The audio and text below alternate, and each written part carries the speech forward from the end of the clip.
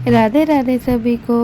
तो जैसा कि आप सबको पता है कि 24 जून दिन बुधवार 2026 को गंगा दशहरा मनाया जा रहा है। गंगा दशहरा मनाया जाता है क्योंकि इस दिन माँ गंगा मैया धरती पर प्रकट हुई थी, धरती पर अवतरित हुई थी।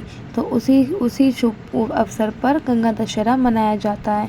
गंगा दशहरा के दिन कहा जाता है कि इस दिन गंगा में स्नान करना बहुत ही शुभ माना जाता है।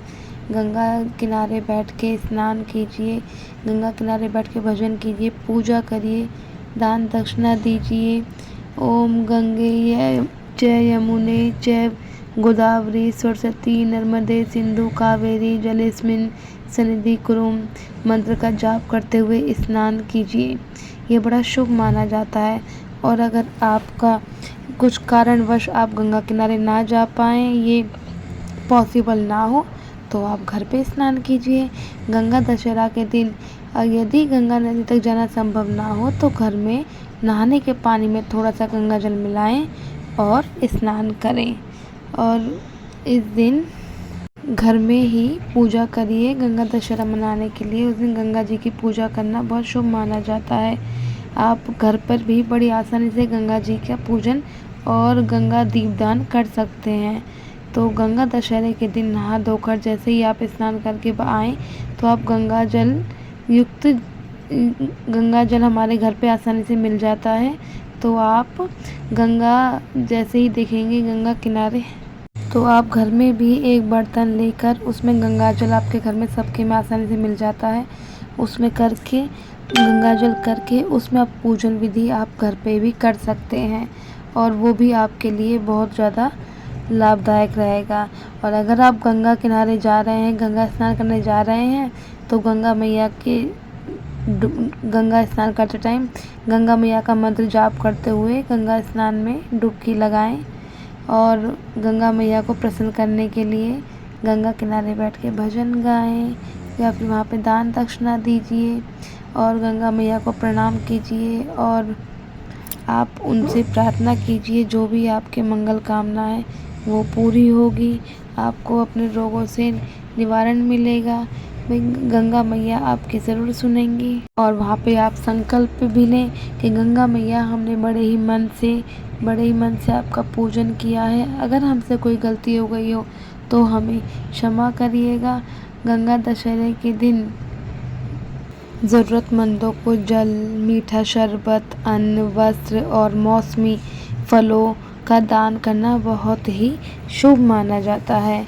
क्योंकि जितना भी आप दान पुण्य करेंगे इन दिनों, इन जैसे गंगा दशहरा हुआ और निर्जला एकादशी हुई, इन दिनों शरबतों का दान बड़ा ही शुभ माना जाता है। ये दान के लिए भी कहानियाँ हैं। जैसे ये गर्मियाँ बहुत पड़ती हैं तो फिर हमारे पूर्वजों ने, हमारे पहले सब ने ये सोचा कि जैसे कि गर्मियाँ पड़ रही हैं तो क्यों ना सबको रास्ते में जल पिलाया जाए। तो वजह से ये रस्में शुरू हो गई कि गंगा दशहरा के दिन एक और एकादशी के दिन सब जल बाँटें जितना हो सके, क्योंकि गर्मियों में चलते राहगीरों को राहत मिले। जैसा कि आप सबको पता ही है कि राजा भगीरथ की कठोर तपस्या के कारण ही गंगा मैया पृथ्वी पर अवतरित हुई थी। राजा भागीरथ ने अपने पूर्वजों के उद्धार का दृढ़ संकल्प लिया। वे अपना राजपाट छोड़कर हिमालय पर चले गए और भगवान ब्रह्मा की कठोर तपस्या की। उनकी तपस्या से प्रसन्न होकर ब्रह्मा जी प्रकट हुए और बोले, राजन, मैं तुम्हें गंगा तो दे दूं, लेकिन क्या पृथ्वी उनके प्रचंड वेग को संभाल पाएगी? ब्रह्मांड में केवल भगवान शिव ही हैं जो गंगा के वेग को रोक सकते हैं, इसलिए तुम महादेव को प्रसन्न करना होगा। भगवान शिव की गंगाओं को जटा में बांधना, ये अगला अध्याय है। भगीरथ ने फिर एक पैर पर खड़े होकर भगवान शिव की घोर आराधना की।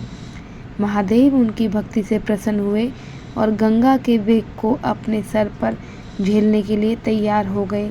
जब ब्रह्मा जी ने अपने कमंडल से गंगा को छोड़ा तो गंगा अपने अहंकार और प्रचंड वेग के साथ स्वर्ग से नीचे गिरी। शिवजी ने गंगा के अहंकार को नष्ट करने के लिए उन्हें अपनी जटाओं में समा लिया। गंगा कई दिनों तक शिवजी की जटाओं से बाहर निकलने का रास्ता नहीं ढूंढ पाई। भगीरथ के द्वारा प्रार्थना करने पर शिवजी ने अपनी जटा की एक लट को ढीला किया और जिससे गंगा एक शांत और पवित्र जलधारा धरती पर प्रवाहित हुई। ज्येष्ठ मास की शुक्ल पक्ष की 10वीं तिथि को ही गंगा का यह अवतरण हुआ, जिसे हम गंगा दशहरा कहते हैं। तो इसी के साथ आज का ये वीडियो समाप्त होता है। अगर आपको हमारा वीडियो अच्छा लगा हो तो प्लीज़ वीडियो को लाइक कीजिए, चैनल को सब्सक्राइब कीजिए और जितना हो सके वीडियो को शेयर कीजिए। हम ऐसे ही अच्छे वीडियो आपके लिए लाते रहेंगे। जय गंगा मैया, जय माता दी।